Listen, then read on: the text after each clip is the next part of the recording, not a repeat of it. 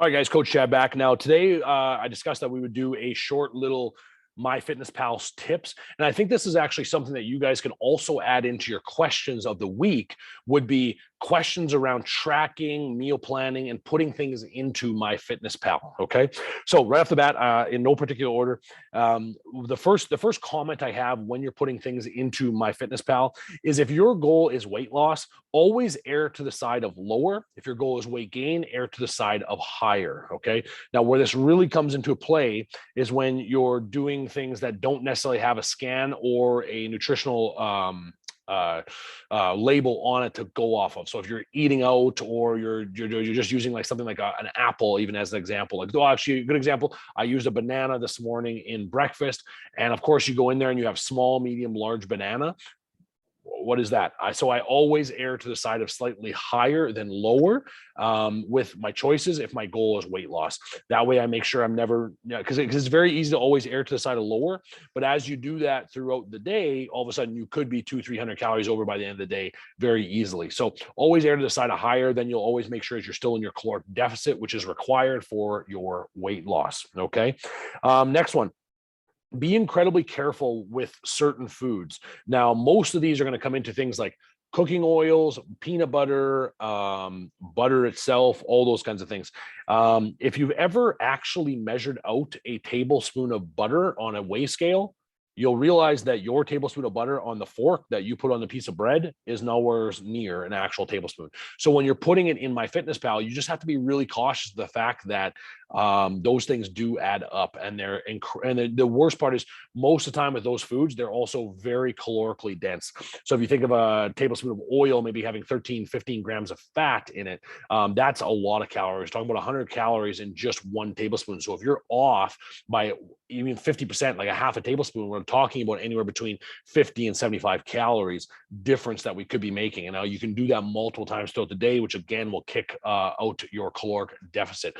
So what I would challenge you to do is actually take some of these foods and physically weigh them, which then is another point I have in here is I hope, and you better have a weigh scale. A weigh scale is imperative when tracking foods in MyFitnessPal. You've got to weigh your food, not everything, but you've got to weigh and measure. So you need a weigh scale and a measuring cup and also measuring spoons. Those are the most important things for tracking foods. Okay. So make sure you actually challenge yourself on some of these things when you're using them in cooking. Okay. So same example is like, I know we have a cooking spray that we use on some of our grilling, and you look in the back and it says 0, but that's impossible. It can't be 0. It's only 0 when it's put on the nutritional label in the back, when they have like 1 spray or 1 second or whatever, because it's low enough that they can round the number down. But if you're using more than that, you know that you're getting some fat in that content, and that is still going into your food. So you have to be aware of that. So that also leads into the fact that you do have to actually track the oils that you cook with, which then brings up another really important note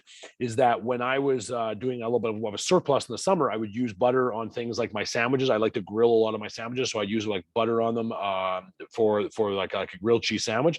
But you realize that you can just remove a lot of that stuff. You don't need that when you're grilling a sandwich. You can put it into the frying pan dry, or into your waffle maker or panini maker. You can do it dry as well. Or also you can cook with oils. You can do a lot of frying with oils as well. Or sorry, with water. I'm sorry, with water. So there's lots of ways you can get around that. But at the same time, you don't have to get around it, but you do have to track it. Okay, so be aware of that. Some people made a comment that tracking food is tedious. Yeah, it is. Tracking food is tedious, but it is required, so you know the exact caloric load that you're working in. Now, the other thing with just a comment on that tedious nature of it, most of us, all of you probably for sure, don't eat any more than 20 to 30 foods. So because of that, when you're in MyFitnessPal, you have the capacity to simply just add foods from previous days. And you also have, when you're searching, that the search function has your most recent foods in there. So once you've searched it once, it's already there for you. You don't necessarily have to worry about it. It makes it a lot easier to track food. So usually it's the setup in the first few weeks that are tedious. After that, it becomes a lot simpler, or a lot more simple. So I would push for you to just continue doing it because it's required, and you'll recognize it becomes a lot easier once you get into it. Then after that, the next step is to understand that you want to create consistent meals. Okay. So when you're creating consistent meals, beat it, nerd. I'm on a film here. Okay. So we're creating consistent meals. So one of the biggest things you can do with your meal planning in order to track foods is make certain meals consistent. Can you scoot up one? I'm just doing a video, please. Okay. So you can make certain foods consistent. So as an example would be my breakfast. I have about 2 or 3 breakfasts. Sorry, but can you scoot, please? Just over the camera. Thanks. Okay, I'll be with you in a second. You can start to create certain meals. So as an example, I have 2 or 3 different breakfast meals that I will utilize. And so they're always in my MyFitnessPal. You can even create them as my meals. Okay. And when you create them as my meals, then you can just simply grab them from there and put them back in, or you can repeat them from the day before. So usually my breakfast doesn't change a lot. It will be something along the lines of some kind of a venison patty with an egg on an English muffin. So once I create that and I have a cup of berries or something on the side, I just keep copying and pasting that from day to day, and it always creates a consistent thing. But it also creates my meal preparations to be a lot easier as well, because when I'm doing my meal preparations, I know exactly what I have to have on my grocery list, and I know exactly what I have to have in the kitchen at all times. Okay, so it makes it a heck of a lot easier to put this all together. But if you're trying to do this meal by meal, you're going to have a hard time. It becomes a lot easier. So a lot of planning is required. Okay. After that, I think that might be all I have for the FitnessPal tips and stuff. We'll go into some more stuff in the future, but for right now, I would challenge you guys in your questions is to add some of these questions that you guys have had.